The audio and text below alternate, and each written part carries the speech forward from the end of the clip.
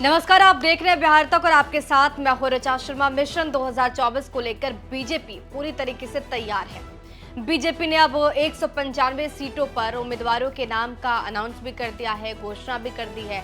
लेकिन सबसे बड़ी बात यह है कि इन सारी तस्वीरों के बीच में बिहार की तस्वीर अभी भी धुंधली है।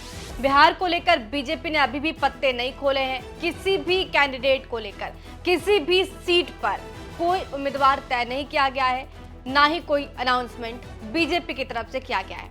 ऐसे में ये सवाल उठ रहे हैं कि जब बिहार के पड़ोसी राज्य जैसे यूपी की बात कर ले, उत्तर प्रदेश की, झारखंड की बात कर ले, पश्चिम बंगाल की बात कर ले, यहाँ पर उम्मीदवारों की घोषणा की जा चुकी है, तो बिहार में एक भी सीट को लेकर बीजेपी ने उम्मीदवारों की घोषणा क्यों नहीं की?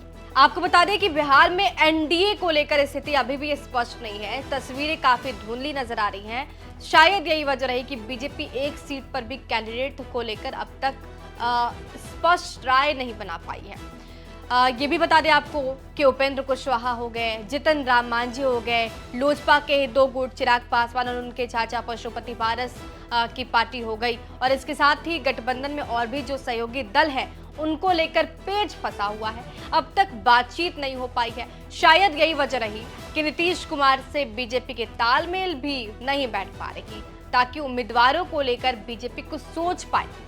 यही वजह है कि अब तक ये मामला अटका हुआ है और 195 सीटों में बिहार की कोई सीट शामिल नहीं है। इसके साथ ही आपको बता दें कि 6 मार्च को केंद्रीय चुनाव समिति की बैठक दिल्ली में होने वाली है। बीजेपी की तरफ से ये बैठक आयोजित की गई है, जिसमें इस बात की चर्चा हो सकती है कि आगे लोकसभा चुनाव को लेकर बिहार की रणनीति क्या होगी, कैंडिडेट कौन होंगे, क्योंकि कहीं ना कहीं अब समय बहुत कम बचा हुआ है। और अब देखिए कि 195 सीटों पर उम्मीदवारों के नाम की घोषणा कर दी। हालांकि ये बीजेपी की पहली लिस्ट थी, लेकिन पहली लिस्ट ही सही, कम से कम बीजेपी ने 195 सीटों पर अपनी स्थिति तो स्पष्ट कर दी।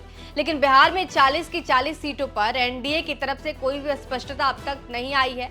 बीजेपी ने क्योंकि इसकी शुरुआत की, लेकिन बीजेपी बिहार में कैंडिडेट्स को लेकर स्पष्ट नहीं है, इसलिए ये सवाल भी उठ रहे हैं। आपको बता दें कि बिहार में अभी 17 सिटिंग सांसद हैं। 17 सीटों पर पिछले बार 2019 में बीजेपी ने चुनाव लड़ा था और 17 की 17 सीटें जीतने में बीजेपी कामयाब भी हो पाई थी।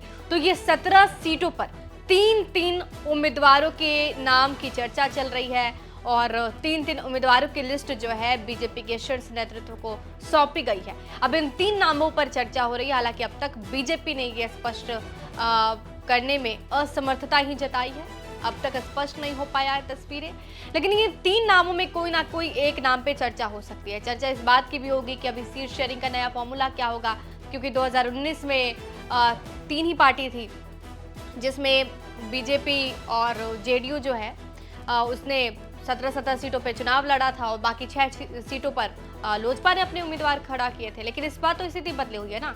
इस बार गठबंधन में बीजेपी भी है, आरजेडी भी है, चिराग पासवान की पार्टी भी है, उपेंद्र कुशवाहा हो गए, जितन राम मांझी की पार्टी हो गई, इसके साथ ही चिराग पासवान के चाचा यानी पशुपति पारस की अपनी पार्टी हो गई। तो 6 पार्टियां हैं। अब ऐसे में सब में सामंजस्य बैठाना कहीं ना कहीं मुश्किल साबित हो रहा है। हालांकि अब देखना होगा, बीजेपी के लिए तो ये चैलेंज है ही, लेकिन बिहार में कैंडिडेट्स को लेकर बीजेपी का नया फॉर्मूला क्या होता है, ये तो वक्त बताएगा। बने रहिए हमारे साथ, देखते रहिए बिहार तक।